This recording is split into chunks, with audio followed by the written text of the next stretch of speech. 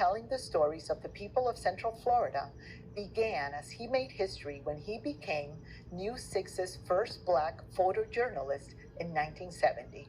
Orange County Mayor Jerry Demings declared February 23, 2021, T. Taylor Day, the tribute where Taylor was recognized as a pioneer in the Orlando market, paving the way for many professionals in the industry, came as he celebrated his 50th year anniversary with the station. What a way to celebrate an amazing career as he nears retirement. Please join me in congratulating T. Taylor and his family. They get kind of used to it, and when you don't feed them, they get mad, You can find T. Taylor now on any given day trying to find ways to relax and enjoy his new free time. But I just enjoy watching the animals come and eat, and then that's for the squirrels, and the ones over here for the birds. He's staying busy at home, soon to be a retiree, after a half a century breaking barriers, fighting segregation, and building a legacy as the first black photographer here at News 6. Because this and that camera on my shoulder, very powerful. But I never did abuse it. I let it work for me. And it worked for him, 50 years in fact, spotlighting your stories, later being featured himself in his own commercial on News 6. With me being here, as long as I have, people know me in the community. He's been around and knows News 6 gets results. But behind those happy days, he said, were early stories of racism while simply doing his job in Central Florida. There are times I would go out, people will call you the N-word. When I would show up on location, people would see me like, come over, what are you doing here? Well, I'm at Channel 6 now, and I'm here to cover the story. You got to leave. You would leave, because you had no choice. T was hired back in 1970 at News 6 after he saw a TV ad recruiting minorities who served time in the military. After 4 years in the Air Force, T was a production tech first at News 6, then worked his way up to covering sports and news as a photographer. He traveled the world, covering the Orlando Magic for years, but also tearing down the walls of segregation. Like in the 70s, he said, when he and a white female reporter were not treated fairly at the University Club downtown. We too wasn't welcome to come through the front door, just the front door. But we told them, either we covered the way the rest of the media covered, or you'd get no coverage at all. A waymaker who over the years gained the respect of so many. Perhaps I wouldn't be where I am today without people like T. Taylor. Orange County Mayor Jerry Demings. He calls T among the best with a big personality. He was always a consummate professional, but a bit of a jokester as well. Orlando City Commissioner Regina Hill. He is, I would say, the historian to a degree because he documented everything that happened in our community, not just the black community, but the city of Orlando. So what do you want to say to T? I just want to say thank you, T, for being that community servant. A community ambassador who broke barriers, and he's happy about it. But for now. Fix my my backyard up, and, who knows? When this pandemic leaves us, invite you all out for a little barbecue. Barbecue. Right. Thank you all very much for a very special honor tonight. To my fellow journalists, you should have two goals in life. One, when you do your story, it should be impactful, informative, and most of all, should change somebody's life. And the second goal you should have is hope that your story is worthy of consideration for an Emmy nomination. A lot of you thought your stories were worthy of an Emmy nomination. Well, tonight, some of you will actually receive an Emmy. And to those of you, I say congratulations. And what a night it is for me. I'm being honored with a very special award. Only a few people get this award. It's called a Gold Circle. And this award for outstanding for the work you've done in 50 years in this business.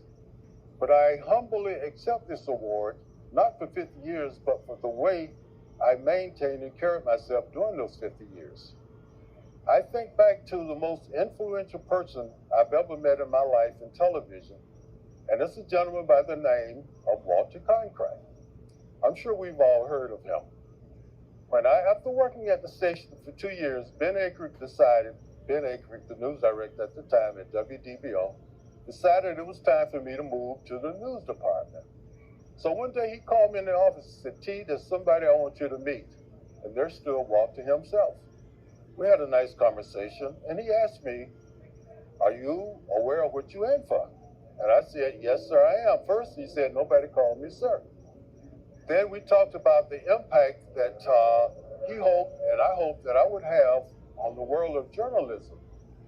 He said, they're going to come at you. It's going to be trying times. But most important, the way you carry yourself is going to have an impact on those who come behind you, not yourself. So I humbly accept this award for not just 50 years, but for the way I carried those 50 years. But first, let me thank some people who made this award possible. First, Chuck Moffitt, my fellow retired photographer. He had the presence of mind to nominate me a year ago, and Chuck, I appreciate that. And countless other news directors and producers around the Southeast region of the states who deemed me worthy of this award. Allison McGinley, my news director, Channel 6, she had a big part in making tonight very, very important for me. And last but not least, my friend, Darren Cottle, I call him Mr. Emmy. Because when you walk past his office, if you don't get the oomph to want to win an Emmy, when you look at those 12 Emmys he had on his shelf and other awards, if that's not motivation enough for you, you don't deserve to be in this business. Now, since I retired, I received several honors. One, a mouse guard from Disney. Two, the legacy of journalism from the Florida Journalism Association. I've received my day from Mayor Jerry Demings of Orange County. I appreciate that, Mayor. And most of all, I received a lifetime membership in the University Club, a club that discriminated against me when I first hit the street with the camera on my shoulder. But let me tell you my life story. I was born and raised in a little town west of Tallahassee named Quincy. Grew up working in tobacco fields.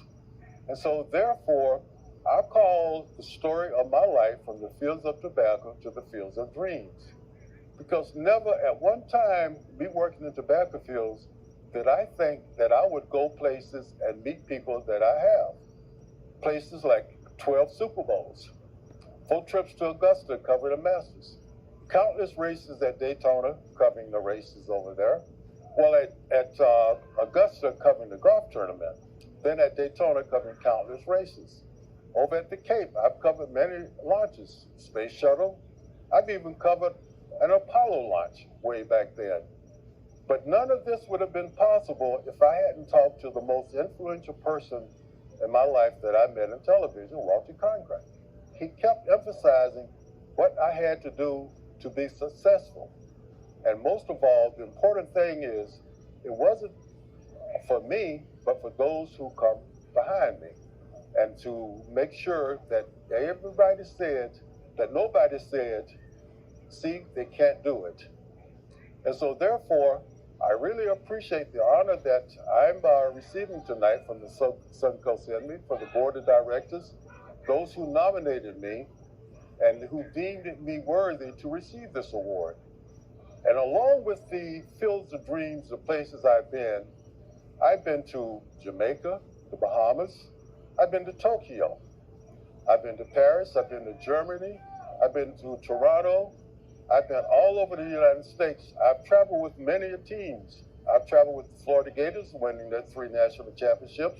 I've traveled with Florida State, winning their last national championship. I've traveled with the Tampa Buccaneers from the moment they came into the league until they won the first Super Bowl. And most of all, I've traveled with the Orlando Magic in 1995, and that had a very impactful on my life. The Magic back then were looked upon as darlings. This was before social media.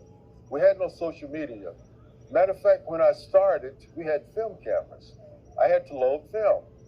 But I saw the business morph from film to video. I remember my first video camera, it was a Hitachi. But it progressed into a TK-76. I still have the gouge on my shoulder from that TK-76, And I still have the strap marks on this shoulder where you carried a 50-pound recorder. And the way I've seen this business grow is really what makes me thankful that I came into business when I first did. And so tonight, this award really means a lot to me because this is an award, the Gold Circle, that very few people win. A lot of people can win Emmys, but only a select few can win this Gold Circle Award.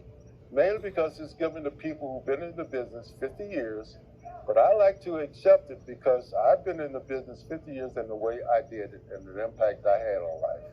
And in closing, I would like to thank Suncoast Academy, the board of directors, Carla and Max, and everybody else at Suncoast who made this possible. So on behalf of my family and my fellow journalists, I'd just like to say thank you all very much. God bless you all. Stay safe. Be vaccinated. Thank you all again. Congratulations to Gold Circle inductee T. Taylor. We are so proud of you. What an incredible recognition. And I hope he has fun at his visit to Disney World. Wait, he's not going to Disney? They're not giving him free Disney tickets? Everyone goes to Disney World when they win an award. Well, maybe it's just here in Orlando. Anyways, what an incredible evening so far. I'm Crystal Moyer, fill-in anchor and multimedia journalist at WKMG News 6 in Orlando. I'm so excited to join all of you tonight, and I hope you're enjoying this wonderful awards ceremony.